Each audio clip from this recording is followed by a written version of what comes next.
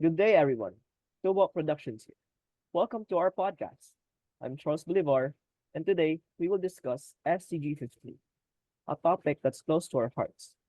We have a fantastic group of speakers joining us today, and I'm excited to hear their thoughts. Let's meet today's speakers who will join us. Hello everyone, I am Sean Allen Alpanta. Hello everyone, I am Joshua J. Bellavita. Hello everyone, I am Rafael Lorenzo Sison. Hello, everyone. I am Sam Alduin Mendoza. Before we start, I want to check in with everyone and see how you are feeling today.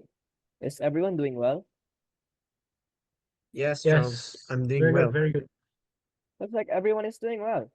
Sounds like everyone is excited about today's podcast topic.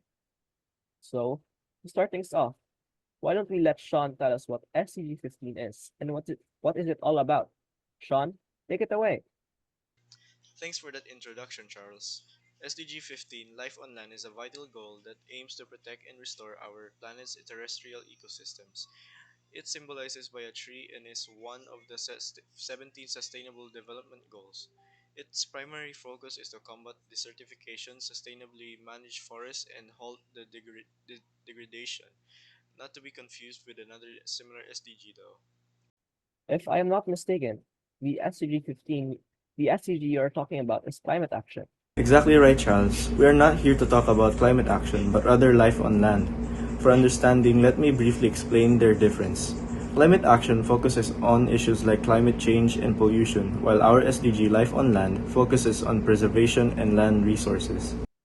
Thank you for sharing that, Sean. But what is its importance? Now, I know you all are familiar with the recent heat surges happening in our country right now. I mean, even I feel the heat the very moment we are speaking today. Well, what if I told you that deforestation actually contributes to that heat? It does? In what way? Really simple, actually. Trees absorb carbon dioxide and release oxygen. Long enough, if this cycle and balance gets interrupted, for instance, deforestation, less carbon dioxide will get absorbed, meaning more carbon dioxide will exist in the atmosphere. In short, more heat will enter the Earth. Really? That's interesting. Yes, it really is. A fruitful life on land ultimately lays the foundation for the development of life on our planet. But enough of the science lesson. Let us now dive deeper into SDG 15. With that, it is clear that SCG 15 is an essential goal. But one thing I have noticed, Sam, with what you were saying earlier, is you only tackle trees. Isn't there more to life on land than just trees? Exactly. SDG 15, Life on Land, does not tackle trees alone, but also animals. SDG 15 has a lot of targets. Raf, can you elaborate more on these targets? Of course, there are 12 targets corresponding to SDG 15. Target 15.1, conserve and restore terrestrial and freshwater ecosystems. This target ensures the protection, restoration, and sustainable use of terrestrial and inland freshwater ecosystem and their services, including forest, wetlands, mountains, and drylands. Wait a minute. You said the target includes freshwater ecosystems. But this is life on land, right? Exactly, Charles. From the description of SDG 15, halting biodiversity loss is one of the main goals. But biodiversity also exists in freshwater ecosystems. I see. What's the next target, Raf?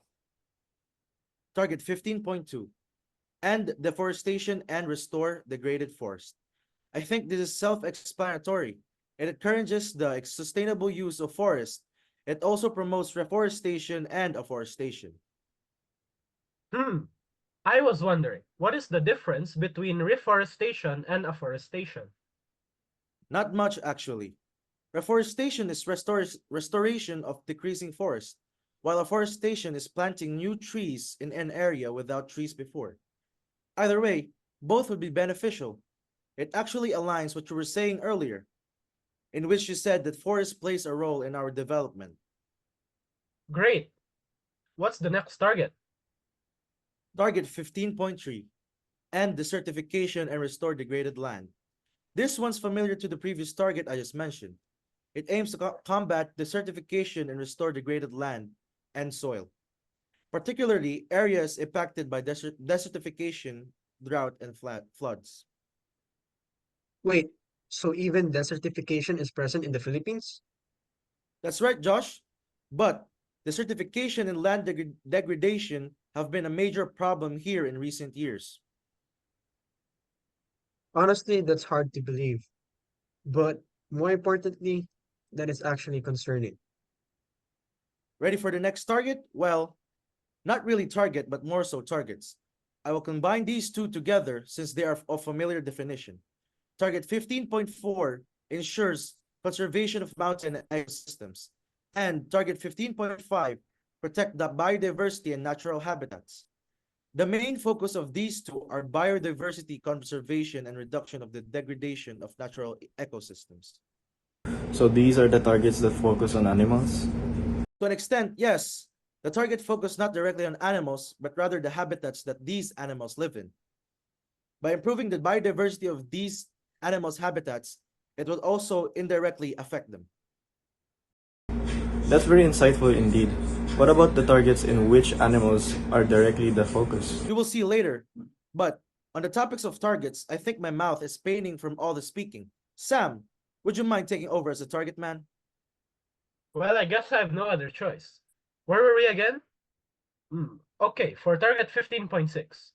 Promote access to genetic resources and fair sharing of the benefits.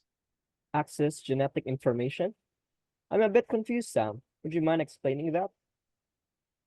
Sure, though it's easier than it seems. We all have genetic information, and that includes us, the trees, the animals, and basically anything that has life. So access to genetic information means that we can use genetic information to conduct research on the beneficial properties of life on land. True, but if we are conducting research on plants, for instance, won't we be also violators of this target since we use plants' property for our own? That's a good question. Well, first off, if we conduct research, we are only taking small samples. For example, if I want to make medicine out of plants, then I would only require a small amount of it to test its validity and conclude my research. And suppose it would be effective, then it could be mass produced to make this medicine available for all. Which leads me to my second point, which is the ultimate purpose of research is to increase scientific knowledge. So even if my research does not have significant findings, it would still be helpful to the next researchers. So everything still works out. I got it. So what's the next target, Sam? Okay, so for the next target, or targets rather, since yet again these targets are similar, target 15.7, eliminate poaching and trafficking of protected species. Target 15.c, combat global poaching and trafficking. The main focus of these two targets is now on animals. These targets involve increased and urgent efforts to stop animal poaching and trafficking of protected species of flora and fauna. That's a pretty straightforward target. So life on land does include animals. That's right. On to the next target. Target 15.8. Prevent invasive alien species on land and in water ecosystems. Did I just hear that right? Alien species? Yes, Josh, your ears are not fooling you. However, invasive alien species are not literal aliens, but they are somewhat similar. Invasive alien species are plants, animals, or other organisms that are non-native to a specific ecosystem and might cause harm to its biodiversity. For example, if a certain creature that is non-native to land is introduced to land, then it might be detrimental to the overall ecosystem. It goes the same for water ecosystems as well. The target is focused mainly on introducing measures to reduce the impact of these invasive alien species on land, prioritizing the native species. That's interesting. But as for these measures, the government is the one in charge, right? Yes, that's exactly right. While we're on the topic of government, the last three targets that are under this SDG are actually government-related targets. Really? Would you mind discussing the last three targets then, Charles? Sure. All three targets are pretty straightforward. Starting with 15.9, integrate ecosystems and biodiversity in governmental planning. This target aims to integrate environmental and biodiversity values, not only in national but also local planning and how development processes. So what this means is that the previous targets, which we were just discussing, will now be implemented by the government. Correct. But remember, we also have a part in it. Anyways, the next target is 15.8, increasing financial resources to conserve and sustainably use ecosystems and biodiversity. This target focuses on mobilizing and greatly boosting financial resources from all sources for the conservation and sustainable use of biodiversity and ecosystems. Ah, I get it. Even if plans and programs are proposed to help life on land, it still does require a lot of money, right? Exactly, Sean. This provides all the more reason why we need to boost financial resources because life on land is an essential goal. This is also related to the next target and last target, target 15.2, finance and incentivize sustainable forest management. This target is to organize significant resources from all sources and levels to support sustainable forest management, as well as to offer suitable incentives for developing nations to progress such managements. So this target is for maintaining financial stability to continue support of conservation and restoration programs. Yes, and that's it for all the targets. Thank you everyone for that wonderful discussion. But we're not done just yet. You guys think these targets help us nationally and locally in Mindanao? Well, yes, because of all the different ways it helps our community. That's exactly right, Sean. SDG 15 is crucial because it addresses significant issues like deforestation and land degradation, which can have long-lasting impacts on communities. By implementing government initiatives and programs that align with this goal, we can make a positive impact and create a better future for everyone. Does anyone know any projects or programs in particular? Is DNR the one responsible for creating these projects and programs? That's precisely right, Raf. DENR, also known as the Department of Environmental and Natural Resources, is the executive department in the Philippines responsible for the conservation, management, and development of our country's environmental and natural resources. Sam, why don't you tell us about one of the programs of DENR? Sure, Josh. Protection and conservation of wildlife is one of the programs DENR offers to us. This program deals with the preservation, conservation of wildlife, and restoration and enhancement of their habitats. How many of you have seen a tarsier or a dugong? I actually saw tertiary before. They're one of the endangered species in the Philippines.